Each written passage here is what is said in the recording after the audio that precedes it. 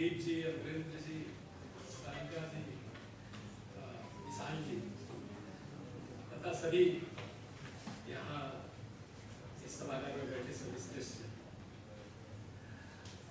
मल जी बड़े भाई है, तो इनका आग्रह मेरे लिए आदेश था, तो इसलिए मैं आ गया। लेकिन आते ही मैंने अपना आग्रह इनके सामने प्रकट किया। मैंने कहा कि साहित्य में मेरा हस्तक्षेप बिल्कुल नहीं है, इसलिए आपका आग्रह स्वीकार करते हुए मैं आ गया। लेकिन अब आप मेरे आग्रह को स्वीकार करिए और मैं एक श्रोता के रूप में यहाँ बैठना चाहता हूँ। तो इन्होंने कहा कि देखिए, श्रोता होना भी कठिन है। जो सुनने का जो धर्म है श्रोता का, वो सुनता भी है, गुनता भी है। और अध्यक्ष ही एक ऐसा होता है जो सुनता है, वो गुनता नहीं है। आपको बहुत कम बोलना है और कोई नई बात नहीं बोलना है, बोली हुई बातों को ही बोलना है। तो हमने कहा कि ये तो ठीक है, तो मैंने उसको स्वीकार कर लिया। तो लेकिन जो आप और मेरा काम थोड़ा आसान हुआ कि सुधीर जी ने कागज मंगाया, तो कुछ लिख रहे थे, मेरे बगल में बैठे थे, तो मैंने सोचा जो लिख रहे हैं उसी में से कुछ बोल दूंगा मैं। लेकिन ये इतना सांकेतिक लिख रहे थे और तात्विक बात लिख रहे थे कि वो मेरे लिए भी कठिन था। तो इसलिए एक तो जो बातों को मैंने अच्छा, एक जब मल जी मुझे कह रहे थे कि नहीं आपको ये काम करना है, तो मुझे एक शरद जोशी जी का प्रेम गया।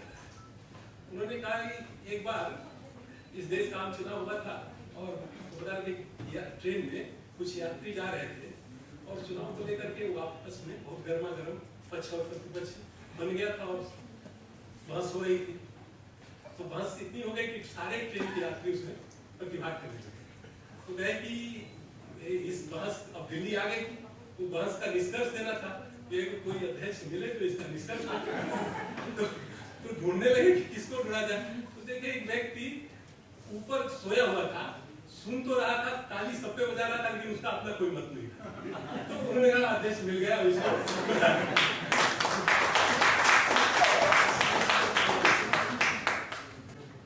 और लेकिन मुझे जो लगा आपकी कविता में कि ये सफलता के बीच सुफलता को पाने का संघर्ष है, कृत्रिमता के बीच सहजता को पाने का संघर्ष है,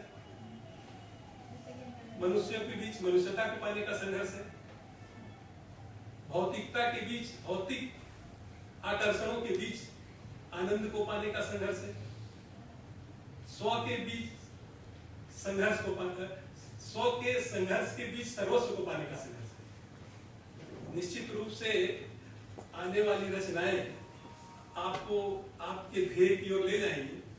मैं आशा करता हूँ, विश्वास भी रखता हूँ, शुभकामनाएं भी देता हूँ कि आपके इस रचना संसार का सतत विस्तार हो और एक ध्येय यात्री के रूप में एक ध्येय तक हम सबको पहुंचाएं।